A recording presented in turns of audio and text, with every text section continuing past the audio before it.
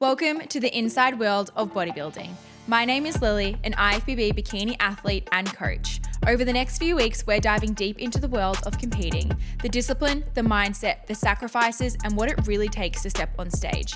Whether you're a competitor, thinking about prep, or simply curious about what it truly takes to compete, this series will give you the real, unfiltered perspective on what is required to go to that next level. Let's get into it. Hello, Hattie, and welcome to the mini bodybuilding series. We're so excited to have you here. You wouldn't believe it, you are our most requested guest to come on my series.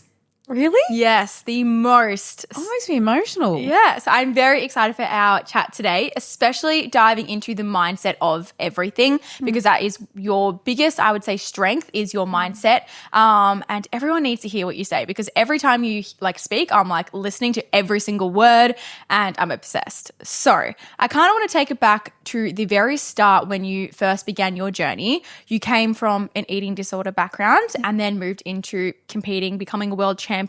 And there's a post pinned on your profile, and it basically talks about how both versions of you track your food, both versions of you went to the gym, progressive overload. What was the biggest mindset shift though, going from that version of you to who you are today? The first thing I just want to say is thank you so much to you and the people that requested me. I feel like I'm still wrapping myself around. I got a little bit teary there. I reflect on this all the time, Lily, because so often, you and I, we speak to many women, many people, and there's always this polarizing experience, and that's the complexity of being a human, right? We're motivated to do so many things, often in contradiction of each other. And when I reflect back to the journey I've had, a question gets asked is, what was a pivotal moment? And there's many, but the mind is incredible, and we can train it to do anything we want. And I say that with so much love and intention and care, because it's really important what intention and what we practice, because we get what we practice. So when we look at those two photos, one was very sick, one is very healthy, one was in hospital, one is a world champion. Same vessel, same mind, but different mindset. And so the beautiful thing that being in hospital taught me was the power of the mind. I wasn't there by chance, I was there by choice, which is why the choices that we make, especially the ones that we do over and over and over, they add up. And so it's really important to ask ourselves, what is important to me? What's the intention behind the practice? When I go to the gym, do I feel strong and powerful? Am I there to lift myself up, build myself up, see what this incredible machine is capable of? Or are we doing it out of hate and trying to find our worth? Or are we using self-punishment and dressing it up as discipline? Because that's what that first version of me was. The skinny version, I could call it discipline, but really what it was self-bullying over and over and over again. And to the outsider, I was disciplined. But to me, it was controlling. It was punishing. It was a self-led dictatorship. There was no joy in it. Whereas now, even though you could say that becoming the world champion is obsessive, which it is, you have to be at that level, the obsession comes from, what is this body capable of achieving? Intention is everything, right? We know that going to the gym is healthy if the intention is healthy. We also know it could be punishing and self-destructive if the intention is to self-destruct, is to constantly bully ourselves to our self-worth. Because even though we have these goals, it's never about the goal. It's who we become along the way. And if we punish ourselves there, when you get to the goal, you're never going to see it anyway. It's never going to be good enough. And I've done that game and it wasn't fun. And so even to, cast my motivations and my intentions back to the most recent world titles, which took me 9 years to accomplish between the first time I got it and the second, I did all the same things. I showed up like a champion. But when I won the first 2006 world titles, I was still trying to prove to myself that I was worthy. And so when I won it, I didn't see the worth in me. I robbed myself completely. And in the quest on the 9 years later, even when I came second, I never told myself I failed or was a failure. I still told myself I was a champion because I recognized I didn't need to prove myself to anything else but than myself. I was proving to myself every single day in my practices. And when I won it last year, it was like this beautiful full circle when I was like, I won it, but I already knew I was a champion. I just wanted to close that loop. So it is so interesting hearing your side of like winning a world champion and not feeling fulfilled, and then winning again and feeling fulfilled. You both achieved the exact same outcome. And I literally spoke about this on my latest episode in terms of like, I have had my latest season was the most successful I've ever been placing wise, but fulfillment wise, I didn't feel that in comparison to my previous one where I felt so much more fulfilled in my placings. And it came down to the pressure from me and proving what I could do and trying to level up. And it is crazy how powerful the mind is, because you have the two exact same outcomes, but the journey and the destination, how you get there, can be so different in the way that you treat yourself that the outcome almost is different. And that's the same with you. I didn't know that it was 9 years between world titles. I thought you were going to say from the first like time you competed to when you actually achieved winning a world title. That is insane.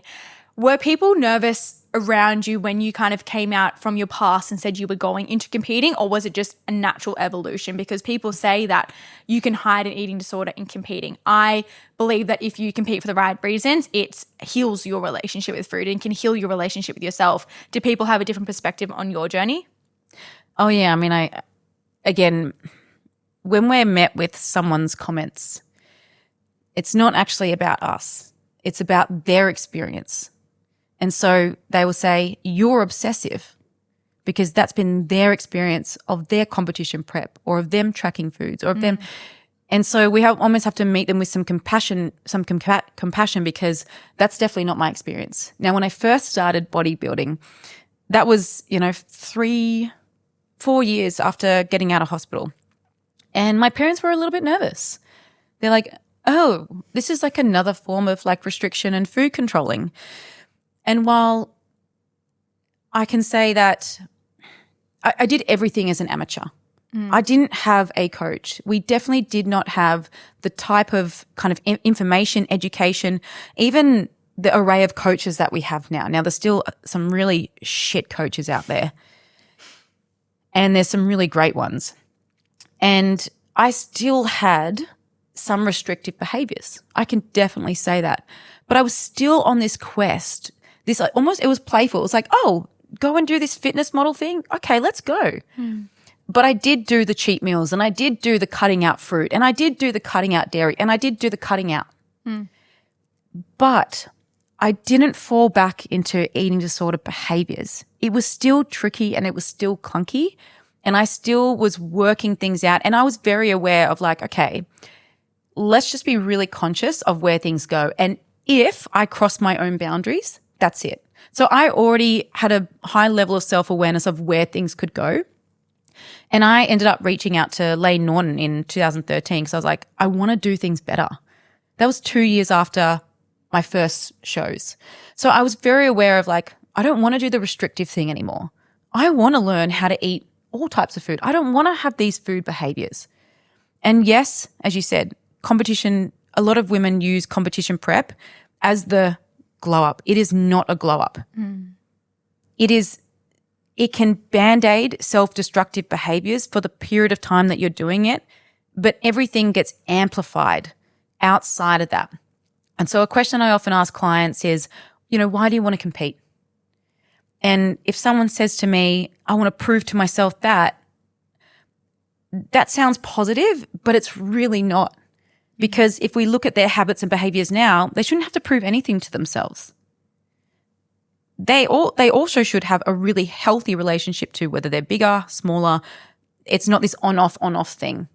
So competing is amazing. I love it. I look back at it now and I'm like, oh my God, it's the coolest thing to take your body to that level. But I did it with so much love. It was like bodybuilding's very spiritual for me.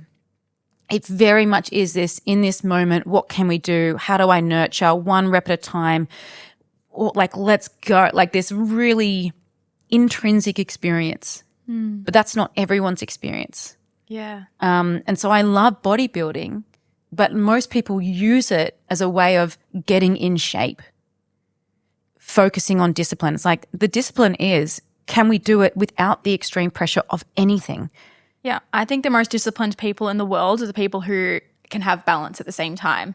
Because the second that you don't have that balance within your life, I don't believe you're disciplined. I believe that you don't know how to enjoy your life at the same time and go from one level to the other and travel and enjoy the meals and enjoy the holidays.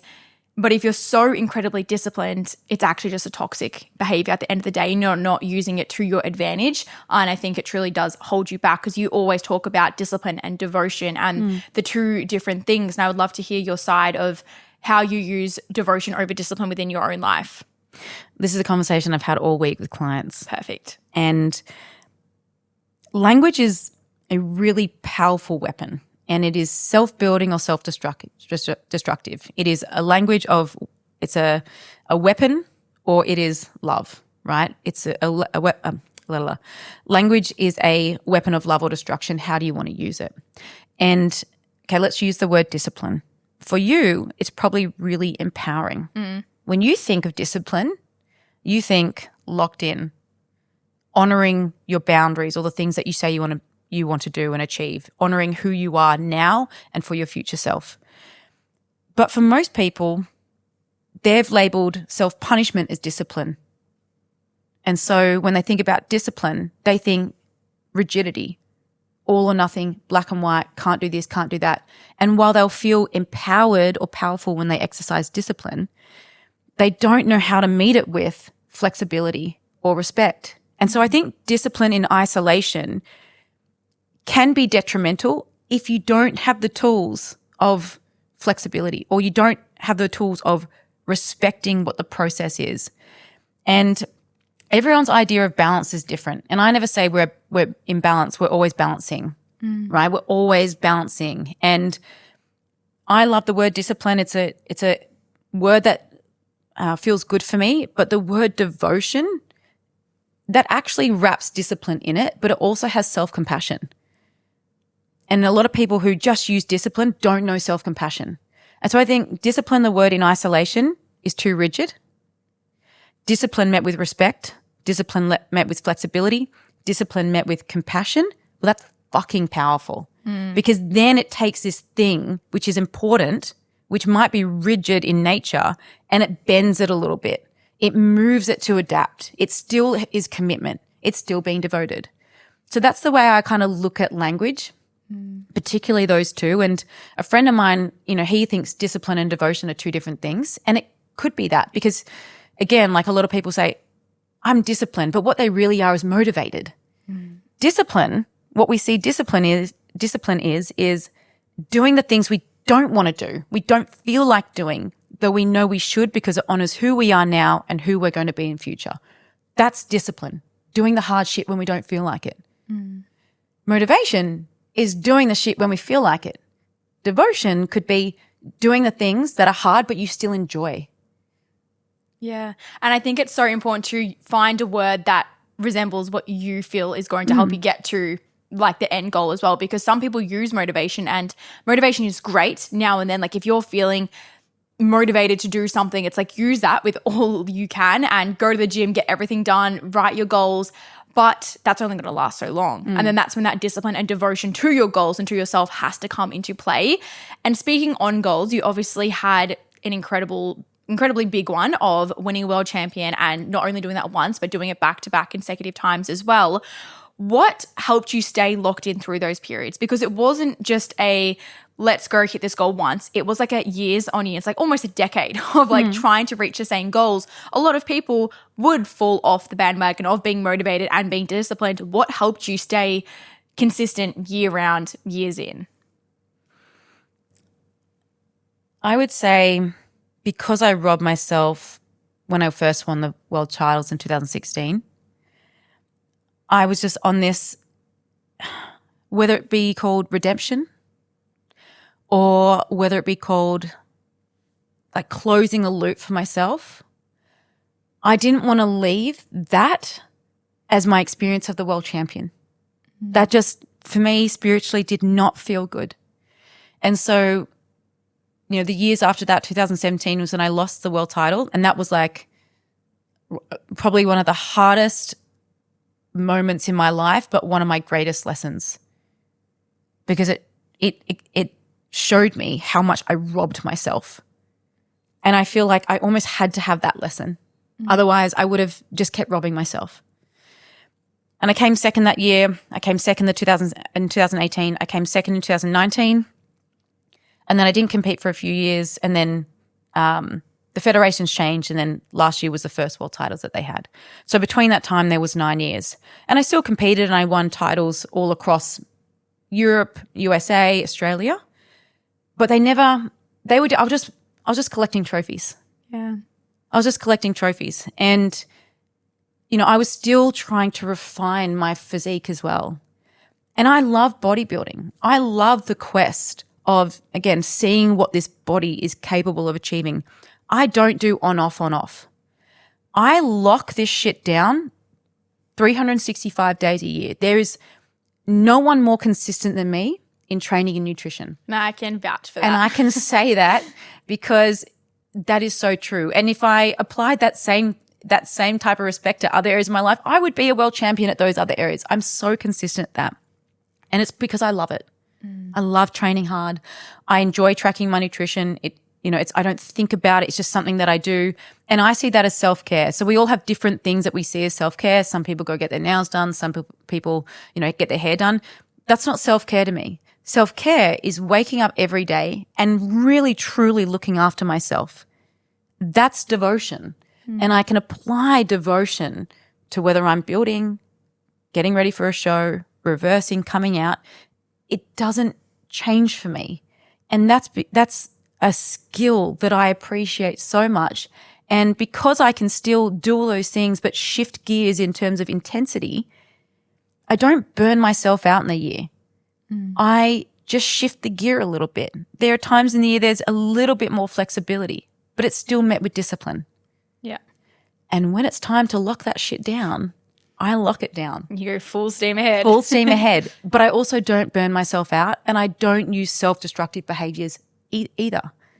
It's full on, it's love and intention. Now, that's not to say I don't look at myself and be like, fuck, like, still got this to go, or I don't have panics, or I don't have periods where I'm like, my standard is so high that at times it feels unrelenting. I still have those parts that can show up and be like, is this good enough? And it's hard to let her go because she's also helped me be incredibly successful.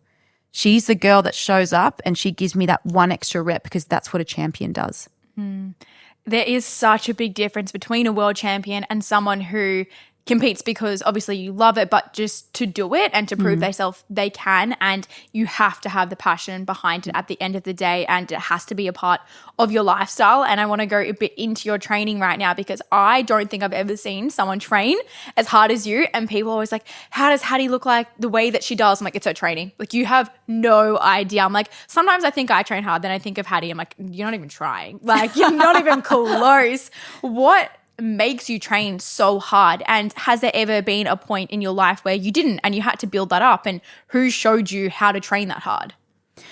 Before I started weight training, I was an elite gymnast.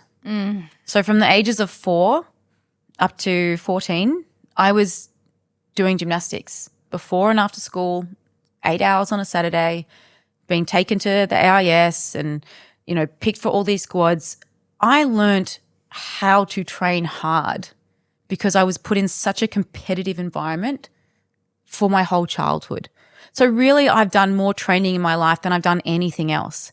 That built me skill acquisition. It taught me how to have a practice mindset.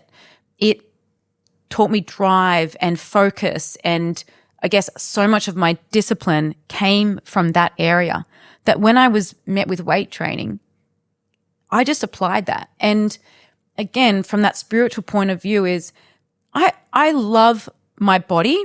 I still get frustrated by it. I still would love it to be bigger or smaller in certain areas. Like, I'm still forming and shaping my body. But I love that I can just every session is like, what can we do today? It's this curiosity. I'm met with like curiosity, intention. Some days I choose violence. Like, I feel so grateful that training is this one space that it's all for me.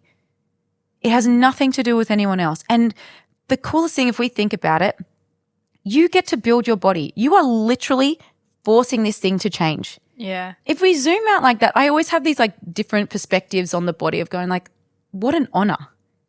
It's not punishment. Punishment doesn't make me stronger, right? Asking myself, have I got 1 rep at a time? What have we got? Let's go. What are you capable? What if we try this? Like the way I talk to myself is so different.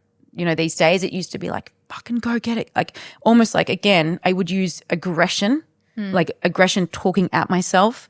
Whereas now it's like, all right, 1 rep at a time. What are we going to go? All you got to do is this. Come on, you're a champion. This is what champions do. Lock in 1 rep. Like it's like this very contained, much steadier voice in my head.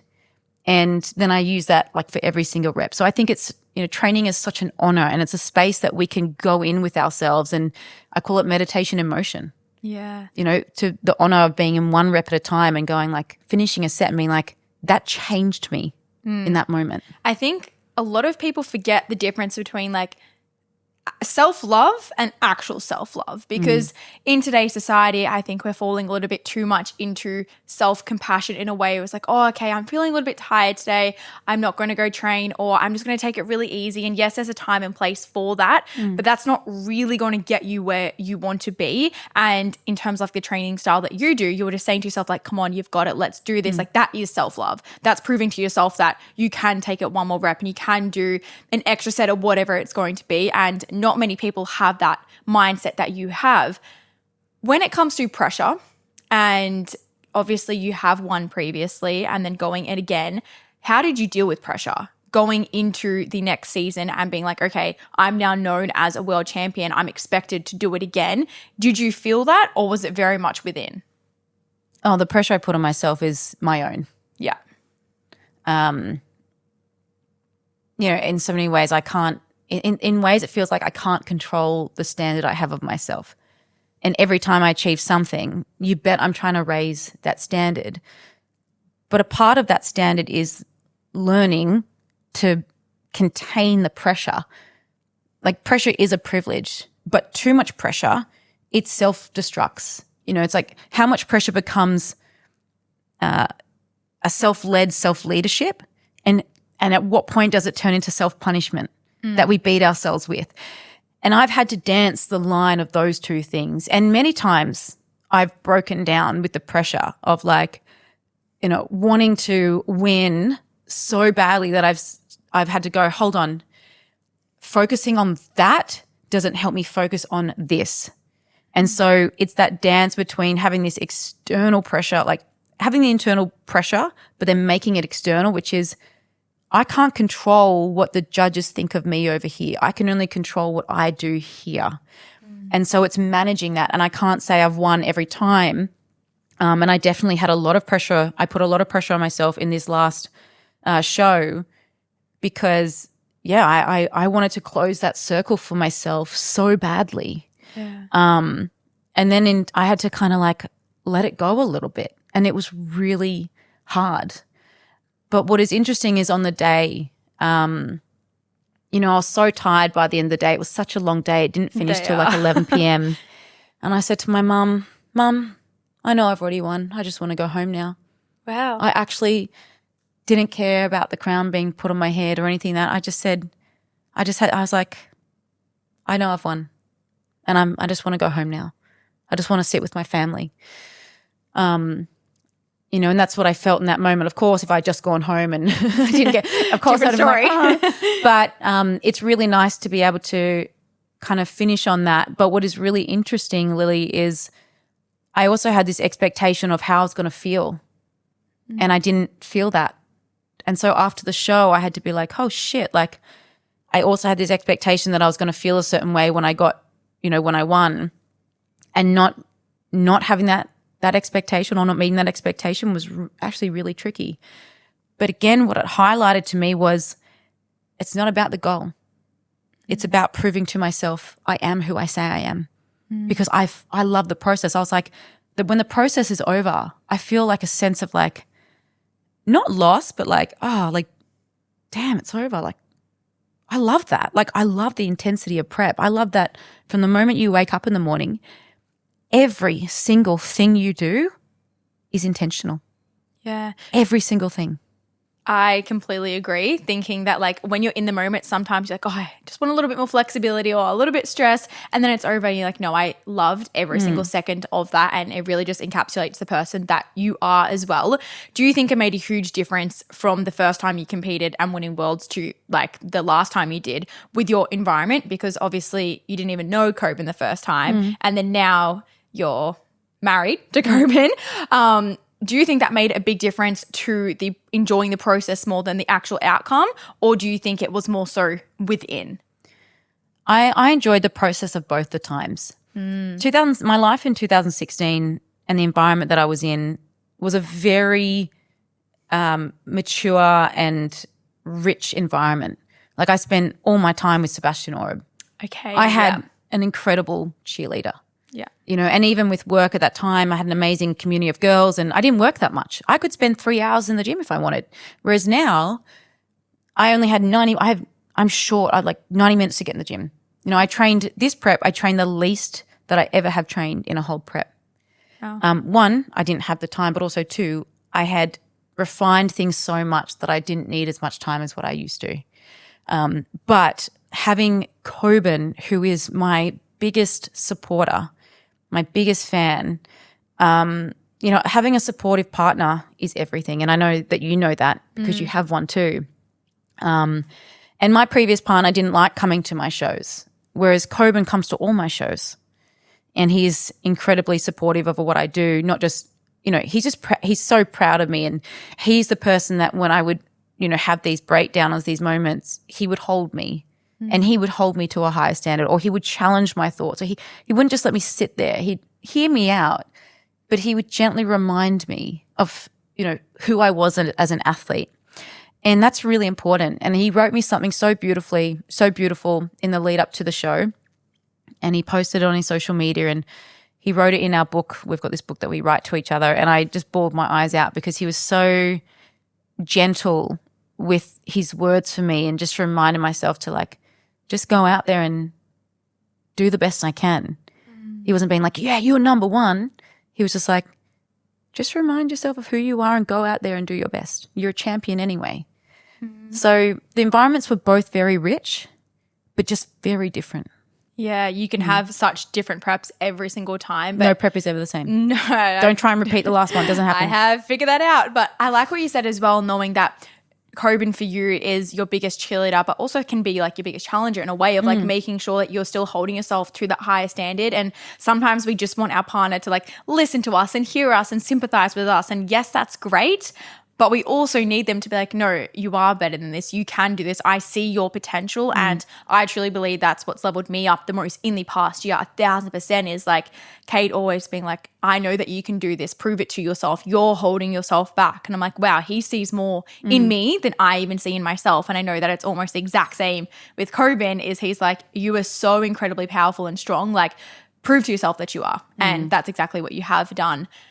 With identity and bodybuilding, I know a lot of girls within the industry say, don't tie your worth to bodybuilding, because when you kind of step out of it, you don't know who you are. How have you found your journey with bodybuilding and tying your identity to it? Because it's been your identity. It is your whole self, and kind of slowly stepping away from it a bit. How do you find that journey?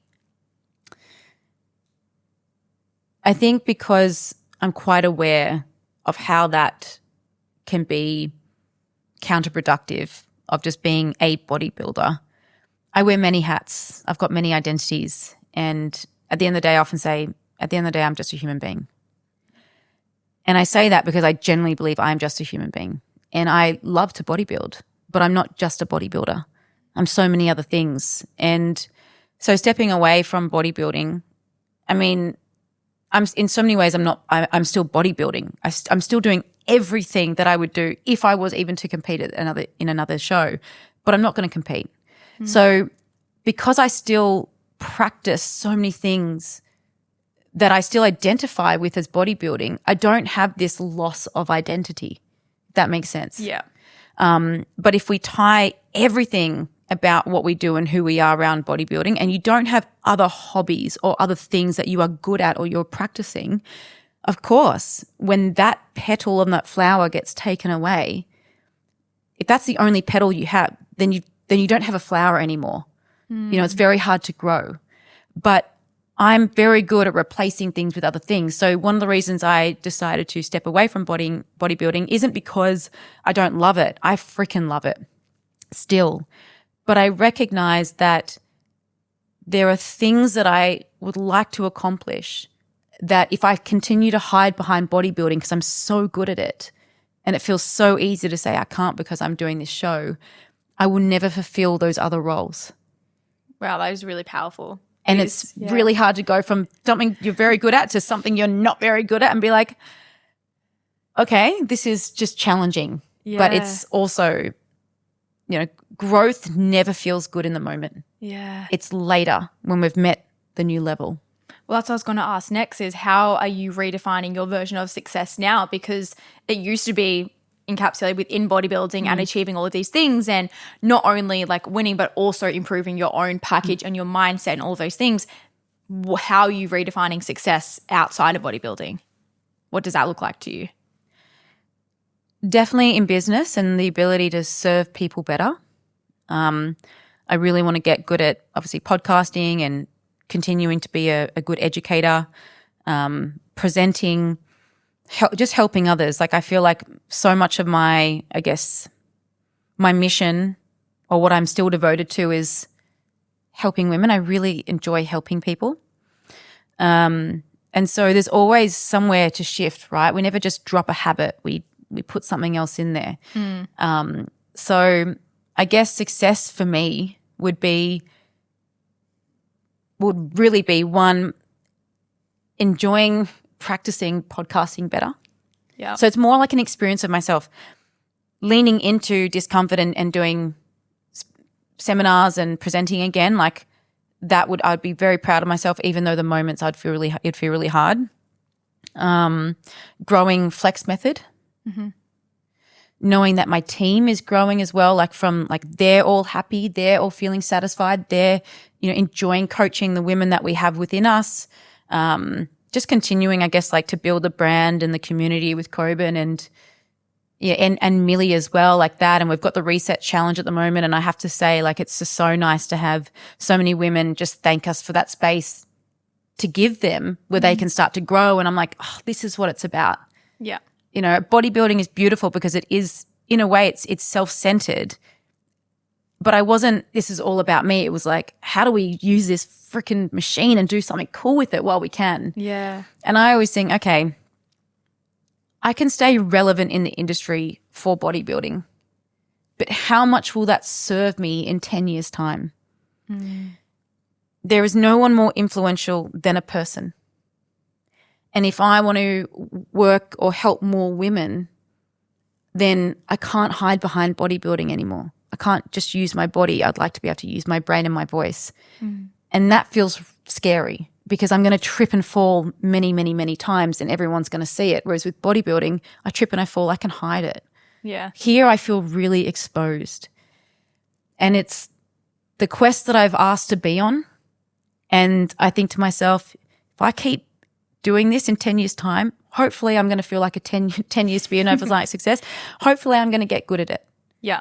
Because I can't remember what bodybuilding really felt like in the beginning. I just know that I was an amateur at it. I feel like it's almost a bit of naivety when you first start. You don't really know anything about the industry at all. So you're like, okay, this works, I'm going to try this. But then as you get better and you get older and you're in it for longer, you're like, oh, what was I doing? It's crazy. And it's probably going to happen now with your podcast and your business. You even every single year you look back and you're like, wow, I really knew nothing. And you keep learning and you keep growing. And it's a really cool journey to be on yourself. And even just growing your own community, I completely agree. There's nothing more powerful than helping others. It's incredible seeing yourself succeed, but knowing that you've helped someone else succeed, there's truly nothing quite like it. And I've even obviously competed myself, but had my first competitors compete last year. I was way more nervous for them. I swear I was way more focused on them as well.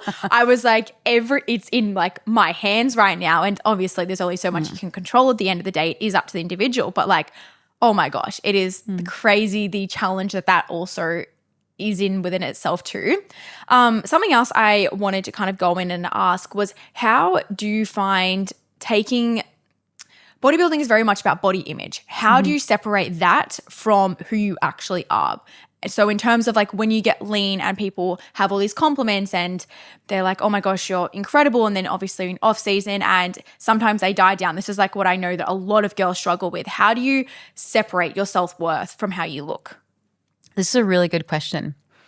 And maybe 10 years ago when you asked me that, I probably would have struggled and said, oh, I find it really hard. But these days, I don't even think about it.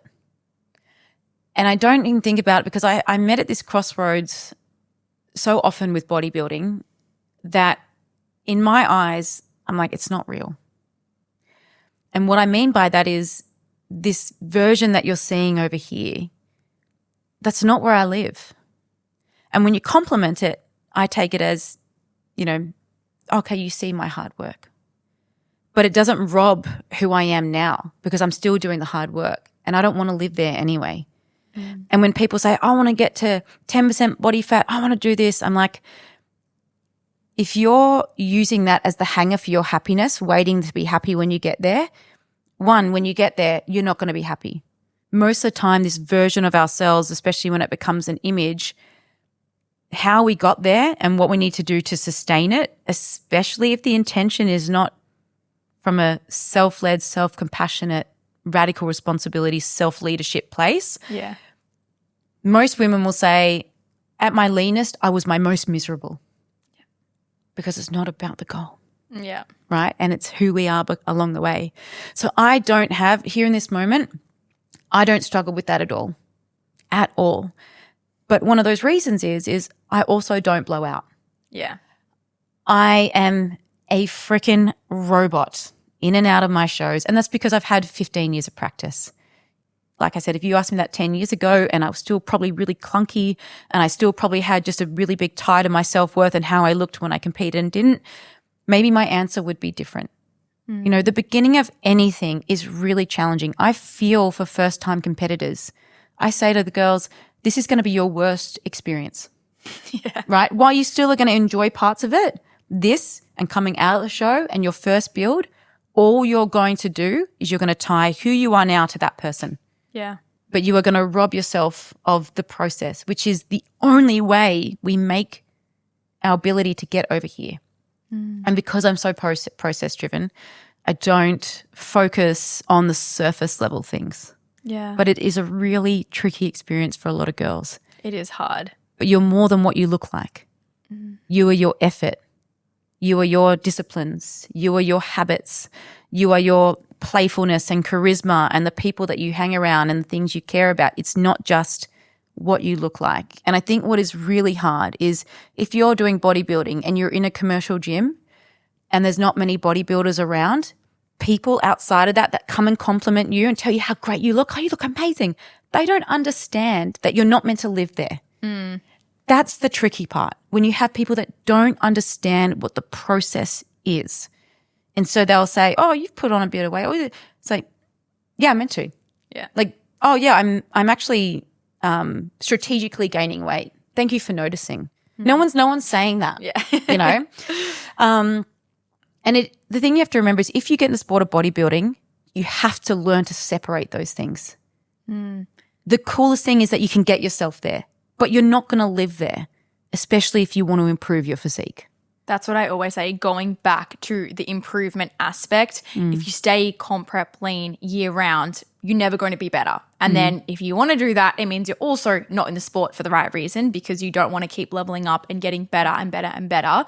So what does healthy look like to you now? What would be your version of the healthiest of you? What do these habits look like? How do you show up for yourself? I mean, my habits are all the same 24/7. They really are, yeah. Like even when what I will say is this, I try and comp prep as healthy as I can. And what I mean by that is I don't restrict food groups. I get all my fruits and veggies in.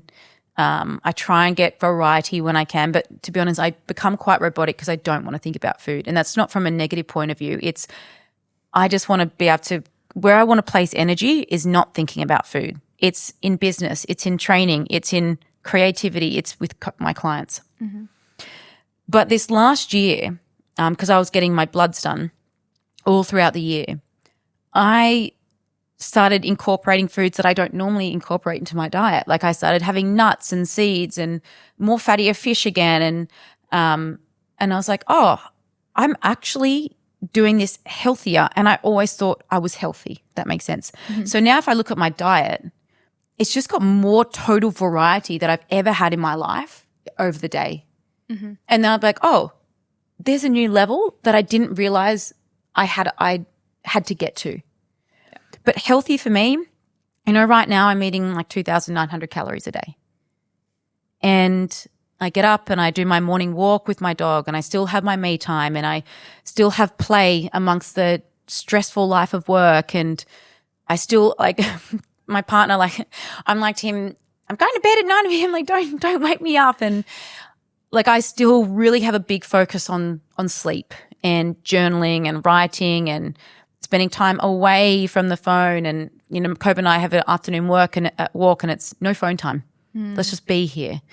I still train 4 days a week. At the moment, I've got some zone 2 in, mostly because it's good for my autonomic nervous system. And I just find that when I have some zone 2 in, my heart rate variability is better.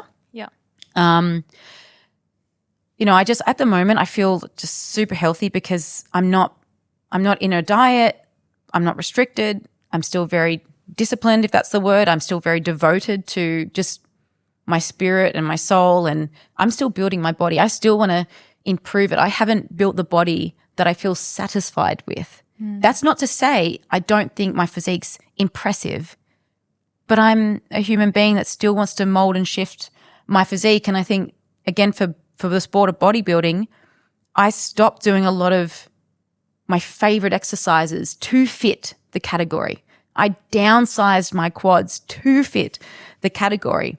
Now I don't have that, and it feels like a sense of freedom. And I also don't have an end date. So most people, when they do a build, that's the date that I'm ending, and that's the goalpost, and they kind of count themselves down. I can build for as long as I want, which means I can also take my time. Yeah. And not feel like you're in a rush to do anything. I can do whatever the hell I want. And honestly, that feels so freeing. Yeah. Yeah. I want to go back to the sleep part because you are very much on your sleep, and I idolize you for that because I am definitely not, and it doesn't help living with Kate either because I feel like he's almost like persuading me here and there, but you're you're on your sleep 24/7. Can you just tell me the benefits and why we actually need not so much sleep, obviously, but to be very regimented in that, and why it means the most to you? Because in today's society, I find hustle culture tends to be a thing, and people think the later they go to bed and the earlier they wake up, the harder they're working. You're an incredibly hard working individual, but you're asleep by a certain time and you're awake by a certain time, and that boundary is set for you. Yeah, so Coben and I have different boundaries around sleep. Let's start with why sleep's important. Yeah. Our bodies run on clocks. There's lots of different clocks happening in the body all the time, over 24 hours, over monthlies. Like if you think your menstrual cycle, that's a clock. And sleep controls all of it. And we start to feel either dysregulated, we start to get suppressed appetites, we start to get mood swings, we start to get emotional dysregulation when that circadian rhythm doesn't have a clock to anchor to, because our cortisol, our melatonin levels, our sleep, our hunger, they're all regulated from sleep. And so one of the best things that we can do for stability in every area of our life is having regular sleep schedules. I tell my clients minimum is 7 hours. Sweet spot is 8. We look at all the studies that show anyone sleeping 6 hours and less, you're not building muscle. You're not losing fat. You're losing muscle and bone density. And muscle's hard to build, but bone density is even harder. And I'm going to guess that majority of this audience, if not all of them, is females. Yep. And maybe in your mid-20s. Yep. In your mid-20s, you are peaking at maximal bone density and your ability to grow it. And yet in our 20s, we spend most of our time not sleeping Yep. on the weekends. We've got to live. There's balance, but also dieting. And we are robbing our body's ability to maximize this bone density, which is our future life insurance. Working on sleep doesn't sound sexy, and maybe like talking about bone density doesn't sound sexy for anyone, but trust me, you later in your life, you'll thank yourself for it. But let's look at body composition. If your goal is to primarily lose fat and maintain lean muscle tissue, you need and you bank on sleep, because that's where the body actually starts to change, right? That's where all the stress from the day gets consolidated. That's where we start to get those adaptations. That's where the body will pull from fat instead of muscle. So when we have 6 hours or less of sleep a night, all the research shows loss in muscle and bone density. A little bit of fat maybe, but when they're matched with people who sleep 8 hours a night, there's no loss in muscle. There's no loss in bone density. It is pure fat loss. Interesting. Right. And then we have better emotional regulation, right? Our ability to think cognitively, logically, keep our prefrontal cortex online, okay? Manage all the different identities and priorities that we have in that day. Sleep will control that. And a 30-minute change in sleep windows, whether you go to bed 30 minutes later, or you wake up 30 minutes earlier, changes your appetite hormones. Oh. So your ghrelin and leptin, which control whether you are satiated, right, whether you're full, or whether you should go seek more food. So when we're sleep deprived, guess what we are? We're hungrier. But we also go and look for food that is going to give us quick energy. Sugar. And that's generally the foods that we're trying to minimize how much we have, right? And if you're in a calorie deficit and you're already hungry, that's going to exponentially increase those hormones for you to go seek food. And also when you're eating that food, you don't feel satisfied. And then the second stomach who wants sweet things, you bet that's going to be loud. Yeah. So for anyone that's dieting from a point of view of like why sleep's important, it's going to help you manage and regulate your appetite hormones, but also stay more emotionally regulated. For women that want to build muscle, right? We know that fat is more sensitive to calories than what muscle is. That's why we can't force feed hypertrophy. That's why giving yourself more protein or more calories beyond a certain amount that your body needs to make a little bit of muscle isn't going to make you grow muscle faster. It will make you put body fat on faster. But what accelerates that is lack of sleep. It's so interesting because we all know that sleep is priority, but a lot of us just don't do it. It's the first thing to get pushed to the side because you're stressed, because you don't have enough time in the day. But I can promise you we all have enough time to get to bed earlier or even to sleep in 30 minutes later, whatever it's going to be. And that's always the number one question I ask people is if they've almost like plateaued in a fat loss stage or they are struggling with more hunger or even more stress and more anxiety. I'm like, look at your sleep. How much are we getting? Under 6 hours? Makes sense. Like it's the first thing that you have to get on top of, and then you'll probably find you're a lot more productive throughout the day. You can think more clearly, you make better decisions, and it's just the first thing to always go. So I just really wanted you to touch on that so people actually knew the benefits behind getting enough sleep. And I think especially as females, it is so, so important. Now, just a few closing questions. Going into self-doubt, where a lot of us go through this in our 20s, finding who we are. And like you said previously, you are very confident within the bodybuilding industry. You know that you are good at it. When you know that maybe you're not so good at something and you're nervous or anxious to perform something, what are some cues or what are the self-talk you give yourself to get through that and to still show up? That's a really good question. And I think to humanize myself, I still have so many fears and so much self-doubt in the areas that I haven't spent enough time in. Like public speaking scares the shit out of me to the point where I will cry in the lead up to a big presentation. I will have so much self-doubt and fear. And at the end of the day, the fear that we have, right, whether we call her an inner critic or where we have a part of us that just lacks belief or has that self-doubt, to give compassion to those parts, they're just protectors. They don't want us to fail. They don't want us to be rejected. right? Because that's really hard and we know that hurts. But it's also going to be met with those parts of us that know we can do more. Like we always have a glimmer. There's always a whisper of, what about this? And so my motto for this year is feel the fear and do it anyway, because I can't get rid of fear. It's going to be there. And even though I've had a lot of parts of me that say, you're not good enough, I still always take action regardless of the fear. So we don't get courage before the action. We build courage after the action. And sometimes we have to action it so many times to actually get some feeling of like, okay, I can do this. But just like anything, we need reps. Like reps are there for self-mastery. And the thing that I have to remind myself of at the moment is I have to be shit before I become a master. Like the entry to self-mastery is starting off shit. Yeah. We always say, well, not we always say, but we interviewed Alexis Fernandez, who's very incredibly smart about the brain yesterday actually. And she was talking about how the harder something is and the more you do it, the bigger like a certain part of your brain actually becomes.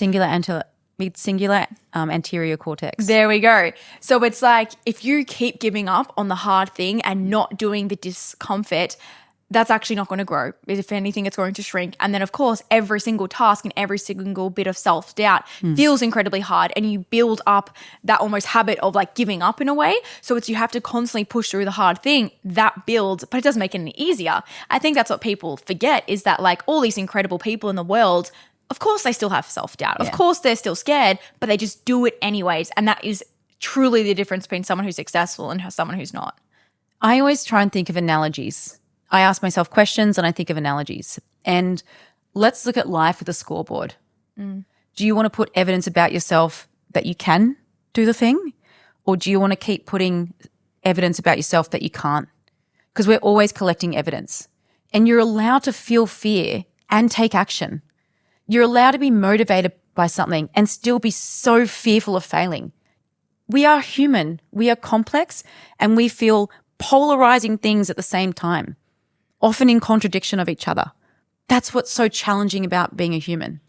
And the better regulated that we are, the more we are able to access the parts of us that go, I'm going to do the thing, right? And so we can strengthen parts of the brain that build willpower. Essentially, that's what it is. It builds willpower, but willpower is finite. It runs out.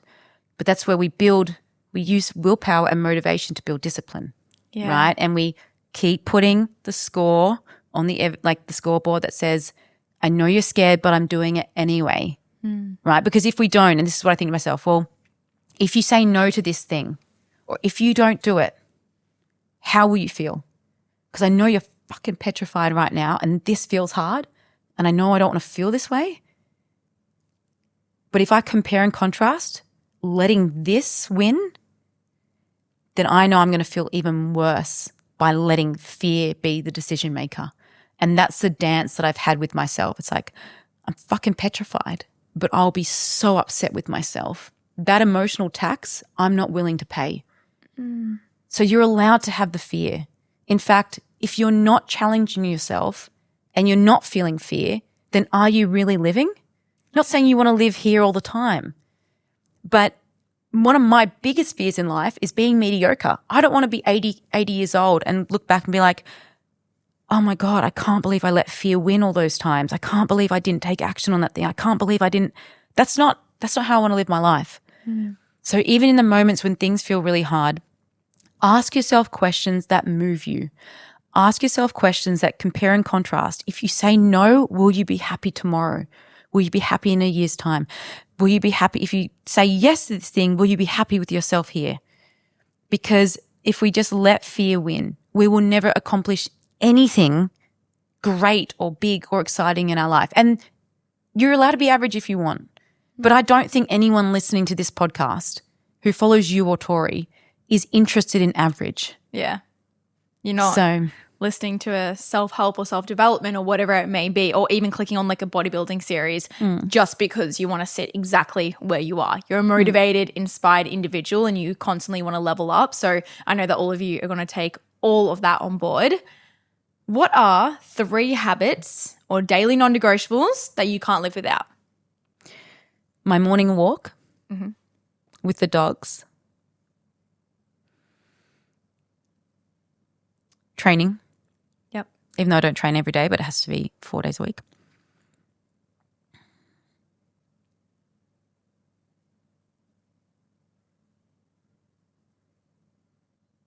I mean, gosh.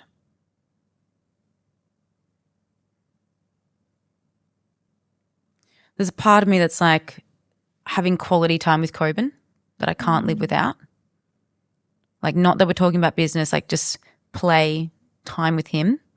And then I met with like, tracking your nutrition. Yeah. I would honestly, I think the quality time with Coben is a very good like habit to implement, because a lot of people would expect you to be like, oh, journaling, training, walking, whatever it is. But I'm like, people forget how valuable quality time with your loved one is, and actually still having that fun side of you. I think it is the most important thing in your life, is to actually enjoy your life at the same time, and you can be successful without being fulfilled. And we want to make sure that we're still enjoying and living our life. So I'm a very affectionate person and I need that time with Coben in the day. yeah. The embracing, the kissing, the play, the, not talking about work, because we do everything together. We live together, we work together, we have businesses together.